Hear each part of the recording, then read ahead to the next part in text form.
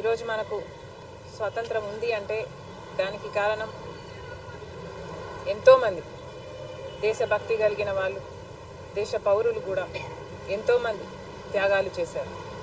వాళ్ళ యవ్వనాన్ని, వాళ్ళ ఆస్తుల్ని, వాళ్ళ జీవితాలని త్యాగాలు చేసిన వాళ్ళు ఉన్నారు. కుటుంబాలను, ఊళ్ళను వదిలేసి జీవితాలను దారబోసిన వాళ్ళు ఉన్నారు. వాళ్ళందరూ చేసిన త్యాగ ఫలితమే ఈరోజు మనం అనుభవిస్తున్న ఈ స్వాతంత్రం.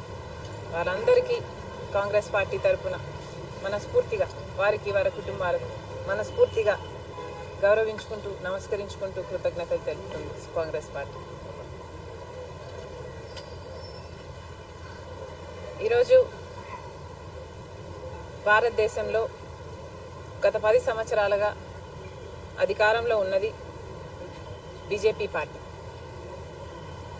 కానీ అంతకుముందు స్వాతంత్రం తెచ్చింది కాంగ్రెస్ పార్టీ అయితే మన దేశానికి పునాదులు వేసింది కాంగ్రెస్ పార్టీయే.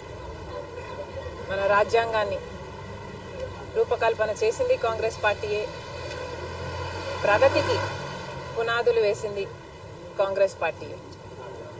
ఈరోజు భారతదేశం ప్రపంచంలోనే ఒక స్థానం సంపాదించుకుంది అంటే దానికి కారణం కాంగ్రెస్ పార్టీ వేసిన పునాదులు. కానీ గత 10 సంవత్సరాలుగా అధికారంలో ఉన్నది బీజేపీ పార్టీ. బీజేపీ పార్టీ మతతత్వ పార్టీ.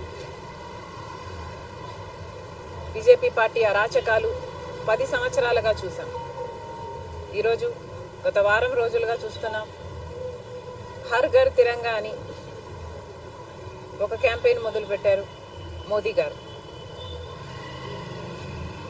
ప్రతి ఇంటి మీద జెండా ఎగరవేయాలట, ఒక సెల్ఫీ తీసుకోవాలట, అది అప్లోడ్ చేయాలట, వాళ్ళకు ఒక సర్టిఫికెట్ ఇస్తారట దేశభక్తి ఉన్నట్టు. అంటే దేశభక్తి ఉన్నట్టు బీజేపీ పార్టీ సర్టిఫై చేస్తుందట. అసలు ఇదే తిరంగాను, ఇదే జెండాను వ్యతిరేకించిన పార్టీ బీజేపీ పార్టీ, ఆర్ఎస్ఎస్. నిజానికి ఇదే జెండాని మేము గౌరవించము అని అఫీషియల్గా తేల్చి చెప్పిన పార్టీ బీజేపీ పార్టీ, ఆర్ఎస్ఎస్. ఒకే రంగు ఉండాలి, 3 రంగులు ఉన్న జెండాని మేము ఒప్పుకోను, హిందువులు దీన్ని గౌరవించరు అని మన జెండాని దశాబ్దాల పాటు తిరస్కరించి ఆర్ఎస్ఎస్ కనీసము వాళ్ళ పార్టీ ఆఫీస్లో ఎగరవేయను కూడా లేదు. అలాంటిది ఈరోజు వాళ్లకు దేశభక్తి ఉన్నట్టు, తిరంగాను, మన జెండాను వాళ్ళు గౌరవిస్తున్నట్టు ఈరోజు వాళ్ళు పబ్లిసిటీ చేసుకుంటున్నారు. జెండాని వాళ్ళ పబ్లిసిటీ కోసం వాడుకుంటున్నారు. నిజానికి మోడీ గారు ఏం చేశారు దేశ ప్రజలకు సమాధానం చెప్పాలి. ఈరోజు హర్ ఘర్ తిరంగా అని మీరు గొప్పలు చెప్పుకుంటున్నారు, పబ్లిసిటీ చేసుకుంటున్నారు. కానీ హర్ ఘర్ని మోసం చేసింది ఇదే మోడీ గారు కాదా? 10 సంవత్సరాల అధికారంలో ఉండి 2022 కల్లా ప్రతి కుటుంబానికి ఒక ఇల్లు అన్నారు. వచ్చిందా? ప్రతి కుటుంబానికి ఒక ఇల్లు కట్టించారా? పేద కుటుంబానికి మోడీ గారు. ప్రతి ఇంటికి ఒక ఉద్యోగం అన్నారు. వచ్చిందా? ప్రతి ఇంటిని మోసం చేశారు. నిత్యావసర ధరలు పెంచి ప్రతి ఇంటిని మోసం చేశారు మోడీ గారు. రూరల్ ప్రాంతాల్లో ప్రతి రైతుని మోసం చేశారు. ప్రతి ఇంటిని రైతు ఆదాయం దుగనం చేస్తామని ప్రతి రైతుని మోసం చేశారు. ఇక మణిపూర్ లాంటి రాష్ట్రాలలో అయితే ఘర్ ఘర్ మసకర్, ప్రతి ఇంటిలో ఊచకొత. ఇక ఆంధ్ర రాష్ట్రంలో అయితే హర్ ఘర్ దోఖా.